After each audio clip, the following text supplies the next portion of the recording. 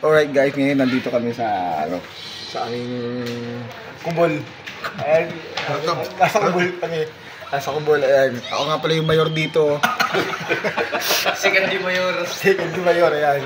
Tapos pangatlong mayor, ayan. Kahit yung pangapat na mayor. Puro mayor. Oo. Ano mayor? Ayun yung warden, oh.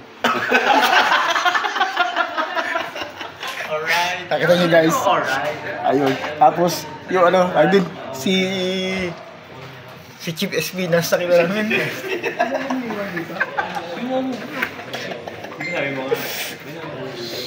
Ako na to. Chief SB nas. Chief SB nas.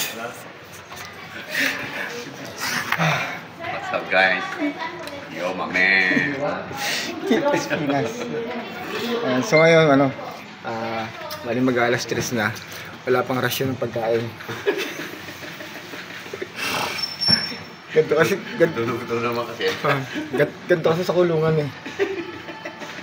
Wala pang rasyon ng pagkain, mag-alas 3. Ngayon, nung kasama namin, nagpaplano kami ano, tumakas. Ayun, pakita yung ginagawa niya. Ayun, tatakas kasi kami mamaya. Gumagawa siya ng plano. Ayun. Paano tatakas? Paano tatakas? Gumagawa siyang plano yun. Yan ang gumagawa ng plano natin. Ayan, yun yung gumagawa ng plano para makatakas kami mamaya. Ano yung warden yung warden? Ay, warden. Ay, warden.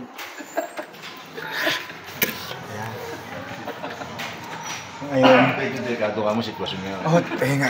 Delikado yung sitwasyon yun. Walang konting ingay. Basta huwag kayong mingay, guys. Pupuga tayo mamaya. Ay, mga alas 5. Alas 5. Alas 5 puga. Alas 5 puga, ayun. Tapos, ready na yung pala.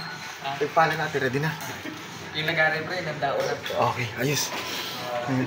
Yung lubid pre, lubid nakatali mo ba? Okay, tali pa. Tsaka yung natin ko 50. Ang iniisip ko, si Manang, paano natin masama? Iwan mo si Mata. Okay guys, so mamaya babalikan ulit namin kayo para makatakas tayo. Malaro natin. Huwag yung sabihin kung saan kami dadaan. Pero sabi kasi ni ano, ang plano ni Kuya Iking, Ricardo Belisay. Sa CR kami dadaan. Sa Inodoro. Tatanggalin yung Inodoro. Septic tank, ayan. So, ngayon, magpapahinga muna kami kasi, tatakas na kami. Tang, wala.